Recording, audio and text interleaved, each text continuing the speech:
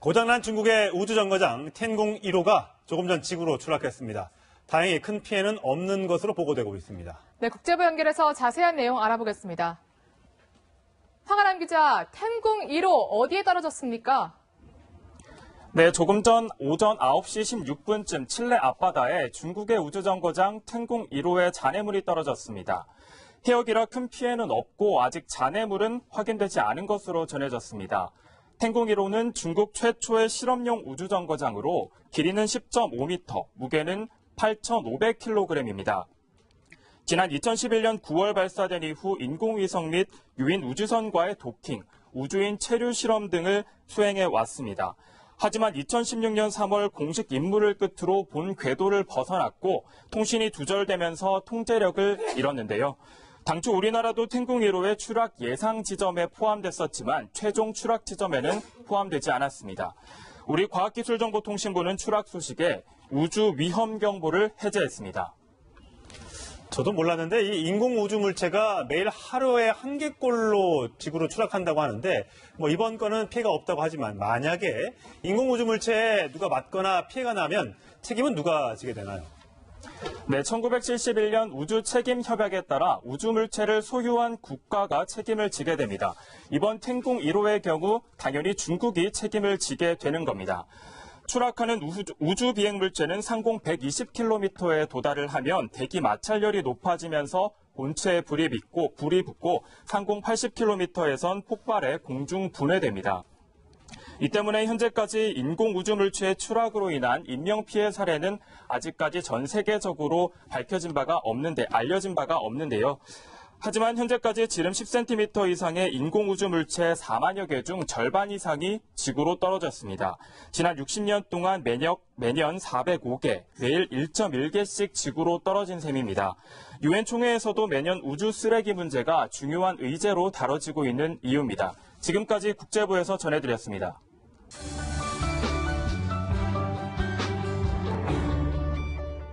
유기견을 구조하려다 순직한 여성 소방관 3명의 연결식이 아산 이순신 체육관에서 조금 전 엄수됐습니다. 네, 그럼 취재기자 연결해보겠습니다. 공국진 기자. 정책사회부입니다. 네, 연결식 조금 전 끝났는데 유족과 동료 소방관들 비통함을 감추지 못했을 것 같습니다. 네, 유족들과 동료들은 고개를 돌보며 흐르는 눈물을 연신 닦아냈습니다. 이들은 순직한 3명의 소방관들이 떠나는 마지막 길을 배웅하며 짧았던 만남을 아쉬워했습니다. 지난해 9월 아름다웠던 가을 신부 김신영, 리더십이 강했던 문세미, 동기들을 더 챙겼던 김은영, 동료들은 순진 소방관 3명의 이름을 하나하나 부르며 추억을 되새겼습니다. 합동 연결식에는 시민들도 함께 소방관들의 안타까운 죽음을 애도했습니다. 춘천 남도장으로 치러진 연결식이 끝나면서 3명의 유해는 국립대전현충원에 안장될 예정입니다. 앞서 행정안전부는 순직한 이들에 대해 훈장을 취소했습니다. 자, 사고를 낸 트럭 운전자 60대라고 알려졌는데 라디오를 만지다가 사고를 냈다, 앞을 보지 못했다라고 하는데 구속이 됐다고요? 네, 소방차와 추돌한 트럭 운전자 65살 홍모 씨는 구속됐습니다. 대전지방법원 천안지원은 어제 영장심사를 통해 허 씨에 대한 구속영장을 발부했습니다. 재판부는 도주 우려와 증거인멸이 염려되는 등 구속 사유와 필요성이 인정된다고 밝혔습니다. 허 씨는 지난달 30일 충남 아산시 43번 국도에서 25톤 화물차를 운전하다 도로가에 주차된 소방펌프 차량과 추돌해 여성 소방공무원 3명이 숨지는 사고를 유발했는데요. 전방주시 소홀 등의 혐의를 받고 있습니다. 허 씨는 경찰 조사에서 라디오를 조작하느라 앞을 제대로 보지 못했다고 진술한 것으로 알려졌습니다. 다만 과속은 하지 않았다고 주장하고 있습니다. 경찰은 운행 기록계 등을 정밀 분석 중입니다. 지금까지 정책사회부에서 전해드렸습니다.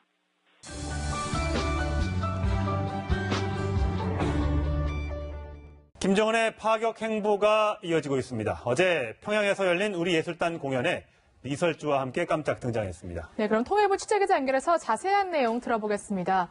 유성진 기자, 김정은이 그야말로 깜짝 참석을 했는데 기자들한테도 귀뜸이 없었나요? 네, 전혀 예상하지 못했던 행보였습니다. 이 첫 공연은요, 사실 남측의 단독 공연으로 이루어졌었고, 또 그리고 내일이죠, 3일에 있을 공연이 남북 합동 공연이었기 때문에 이때 김정은이 참석을 할 거다라는 관측이 우세했던 상황이었습니다. 김정은도요, 원래는 3일 공연에 오려고 했었는데 다른 일정이 생겨서 못 왔고 이번 공연에 참석을 하게 됐다라고 상황을 전했습니다. 그러면서 문재인 대통령께서 합동 공연을 봤었고 또 그러니만큼 단독 공연이라도 시간을 내서 보는 게 인지상정이다라고 답한 것으로 전해집니다. 청와대 핵심 관계자도요, 사전에 김정은의 참석이 조율이 됐던 건 아니었다라고 밝혔고, 하지만 인지상정이라는 표현을 썼던 만큼 이번에 김정은의 참석이 남북 화해와 그리고 대화의 물꼬를 진전시키는데 도움이 될 거다, 이런 관측을 내놨습니다. 자, 김정은 외에도 북측에선 또 누가 참석했나요? 네, 이번에도 김정은 옆에는 리설주가 동행을 함께했습니다. 최근에 북한은요, 리설주를 여사라고 칭하면서 우리 대북 특사단이 방북을 했을 때, 또 그리고 김정은이 방중을 했을 때 모두 리설주가 함께 동행하는 모습이 포착이 됐습니다.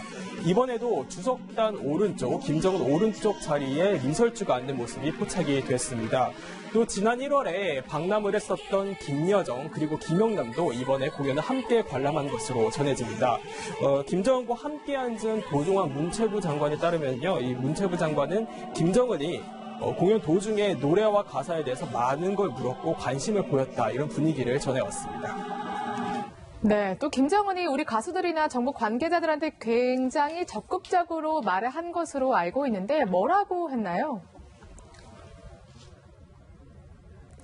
네, 이 공연이 끝난 뒤에요, 김정은이 한 말을 자세히 들어보면 이번에는 봄이 온다라는 공연을 했으니 또 여세를 몰아서 가을에는 가을이 왔다를 하는 게 어떻겠냐라고 말을 한 것으로 전해지고요. 또 이런 자리가 얼마나 좋은지 문 대통령에게 좀 설명을 해달라, 이렇게 부탁을 한 것으로 전해집니다. 또 굉장히 흥미로운 게 하나 있는데요. 김정은이 내가 레드벨벳을 볼지 말지에 대해서 많은 관심이 있는 걸 알고 있다라고 표현을 했습니다. 즉 김정은도 남측 언론 동향을 속속들이 알고 있는 모양새였습니다. 지금까지 통일부에서 전해드렸습니다.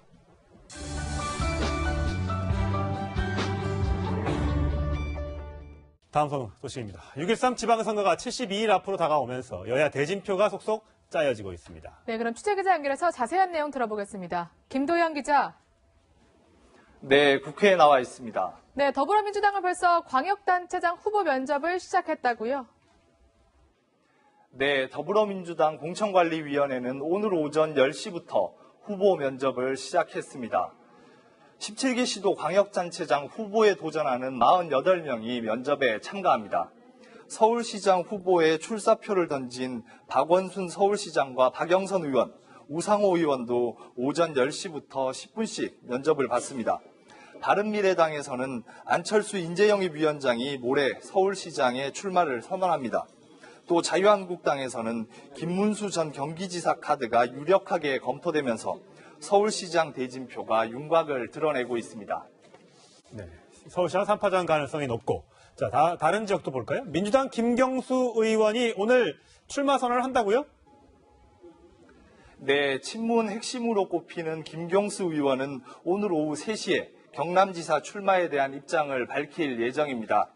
김 의원이 출마를 선언하고 한국당의 유력한 카드인 김태호 전 경남지사가 선거 전에 뛰어들게 되면 6년 만에 리턴 매치가 벌어지게 되는데요. 2012년 경남 김해을 국회의원 선거에서는 김 전 지사가 4.3%포인트 차이로 김경수 의원에 승리한 바 있습니다. 민주당은 고 노무현 전 대통령의 마지막 비서관이자 문 대통령의 복심인 김 의원 카드로 취약 지역으로 꼽히는 경남에서 승리를 노리고 있습니다. 네, 경남위에서 충남 상황도 좀 알아볼까요? 자유한국당 충남도지사의 이인재 전 최고위원 후보로 내기로 결정했나요? 네, 한국당은 오늘 오전 충남도지사 후보 추대 결의식을 열고 이인재 전 최고위원의 출마를 공식 요청했습니다. 안희정 전 지사의 추문과 박수현 전 청와대 대변인의 예비후보 사퇴로 흔들리고 있는 충남에 6선 국회의원 출신의 검증된 카드를 내밀겠다는 것입니다. 홍준표 자유한국당 대표는 이인재 전 최고위원을 JP 이래 충청도가 낳은 가장 큰 인물이라고 치켜세웠고, 이 전 최고위원은 당 재건을 위해 한 장의 벽돌이 되겠다면서 사실상 수락 의사를 밝혔습니다. 이 전 최고위원은 내일 공식적으로 출마를 선언할 계획입니다.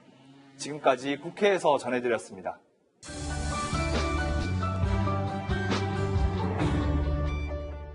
네, 지방선거 이야기 이동훈 정치부 기자 나왔습니다. 자, 이동훈 기자. 안녕하세요. 자, 서울시장 대진표가 서서히 짜여지고 있네요. 오늘 민주당 벌써 면접을 봐요? 네, 더불어민주당은 조금 전인 10시부터 서울시장 후보들 면접을 받습니다. 네. 네, 박원순 서울시장, 우상호 의원, 등 박영선 의원이 면접을 받는데요. 네. 각자 이제 한 20분 정도 면접을 보고 나와서 소감을 발표하기도 했습니다. 네, 소감은 뭐라고 하던가요? 자신 있다는 얘기인가요? 네, 박원순 시장 같은 경우에는 안철수, 지금 바른미래당에서 안철수 인재영입위원장이 서울시장 출마 예정이니까 예. 그거에 관련해서 질문을 받았다고 해요. 예. 그래서 나는 그때는 고맙게 지금도 생각을 한다, 양보를 예. 한 점에 대해서. 하지만 지금은 선 위치가 세월이 흘렀고 예. 선 위치도 다르지 않냐 이렇게 얘기를 했고요. 양보 못하겠다는 얘기네요. 그렇죠. 네. 그리고 박영선 의원과 우상호 의원은 이제 결선 투표에 대해서 도입을 했으면 좋겠다 이렇게 네. 다시 한번 강조를 했습니다. 아직 결선 투표는 결정이 안 난 겁니까?